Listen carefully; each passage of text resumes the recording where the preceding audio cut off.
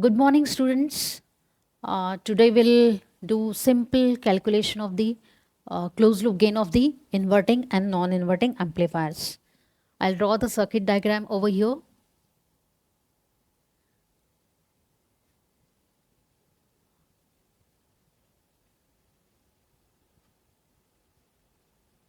So closed loop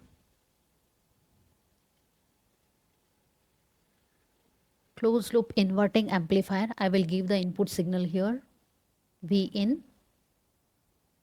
This is my R1 resistor. This is my feedback resistor, RF. Here I'll give at pin number 7 plus VCC and at pin number 4 minus VEE. Dual supply for the operational amplifiers. So this is a simple inverting amplifier circuit diagram, and here we check the output. So we can connect here one load resistance here. So we can check the output at pin number 6. So here this is my closed loop inverting amplifier. So here suppose my value is 1 kilo ohm and here is my 10 kilo ohm. So how I will calculate here the closed loop gain of this inverting amplifier. So I will simply write here closed loop gain. It is denoted by this capital A and F. F as a suffix. So here I can write minus RF upon R1.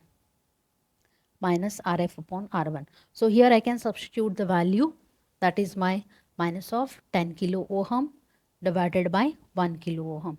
So this kilo, this will get cancelled. So simply my answer will be minus of 10. So in this case, this closed loop gain of this inverting amplifier, it is 10. So this, when we apply the signal at inverting input at the output side, my output signal, it will be amplified and it will be out of phase with respect to input signal. It is amplified and out of phase with respect to input signal. So this phase shift, it will be 180 degree. So in case of inverting amplifier, so simply I can able to calculate the closed loop gain of the inverting amplifier like this. Now if suppose I had applied here 1 volt peak to peak sine wave signal here.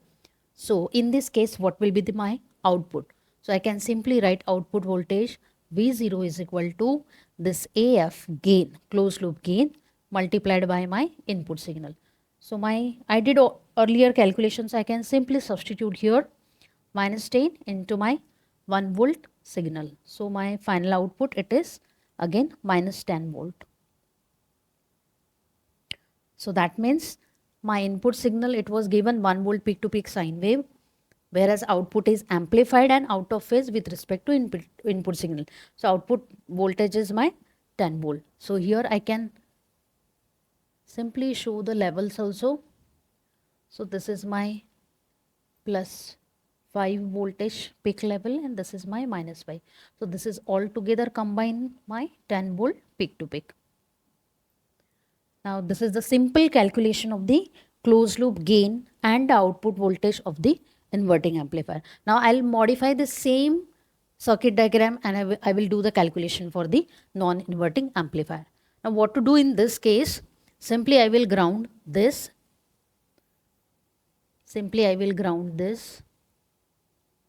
And I will apply the input signal at this pin number 3, non-inverting input.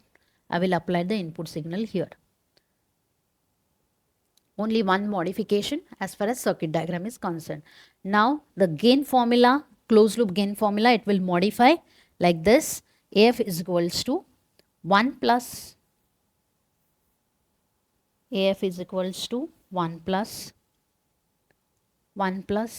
RF upon R1. So my values are, again I kept the same 1 kilo ohm and the RF as in a 10 kilo ohm.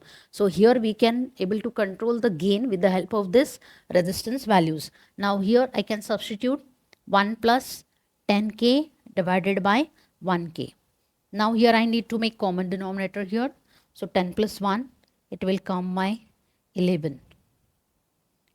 So in this case, though I kept the input voltage and the resistance level resistance values as same to same.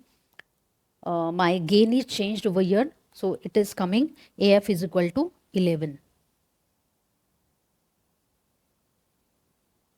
And here in the output voltage, so instead of this minus 10, I will write here this closed loop gain as an 11 multiplied by 1 volt peak to peak sine wave signal. So in this case, my answer it will change to 11 volts. So we can clearly see what is the difference between these two amplifiers output case. Now in this case, my output, it is amplified, but it will be in phase. It will be in phase. So my output, it will be like this. So this output is amplified, but it should be in phase with the input signal. So this output is 11 volts. So I can write here 5.5 volts. I can write here plus 5.5 volts, and here I can write minus this level as in a minus 5.5 volts. So this is my 11 volts peak to peak sine wave signal, because here there will be no any phase shift with respect to the input signal. So this is the simple formula for the gain calculation of the closed loop non-inverting amplifier, because I am applying the input at the non-inverting input. So this is closed loop gain, and this is the output of the non-inverting amplifier. Now suppose in this case I will remove this resistance. Suppose I will remove this resistance. So I had modified the circuit diagram, and I removed the input resistor R1 as well as the feedback resistor RF. Now this circuit diagram, it is nothing but my voltage follower. So this circuit is known as voltage follower. This is the special case of non-inverting amplifier. Now what is the special in this case? We'll see. Input is given to non-inverting pin number 3. So here we'll write in the same way the formula for the closed loop gain here. Since we had removed both the resistances, input resistor as well as the feedback resistor, so I will write here in the gain formula 0 over here, 1 plus 0. So my final gain, it will be 1. So by default, in case of voltage follower, my gain will be 1. So it is a unity gain amplifier. It is a unity gain amplifier. So in this case, whichever may be the input I will apply at pin number 3, same will appear at the output side, because here by default the gain is 1. So when your input is multiplied by your gain 1, so output will remain the same. We'll see this. Suppose I'll change here. I will give here input as a 2 volt peak to peak sine wave. Suppose I gave this input in this case. Now my gain is 1. So this 1 multiplied by 2 volt peak to peak sine wave signal. So 2 multiplied 1 is, here my answer will be 2 volt. So now we can check here. You can clearly see here. Here I had given the input signal as a 2 volt peak to peak, and my output is also 2 volt sine wave signal. So there is no any amplification in this case, and same input that is appeared at the output side. So the circuit is known as the voltage follower.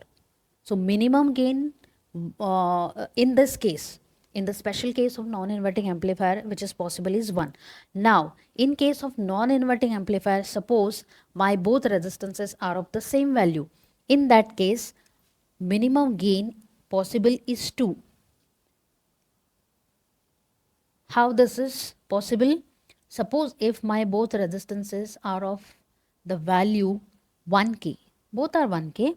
Now in this case, non-inverting amplifier, I am talking about, if I will substitute here, so it will come the value as 1K divided by 1K here. So will make common denominator in all this. So I will find here answer as 1 plus 1 is equal to 2. So when both resistances are of the same value, by default, minimum gain which is possible in case of non-inverting amplifier is 2. So this is a voltage follower circuit. We can calculate in such a way, and we can prove mathematically also how the input voltage is followed at the output side. Okay, for the today we'll stop here. We'll see in the next.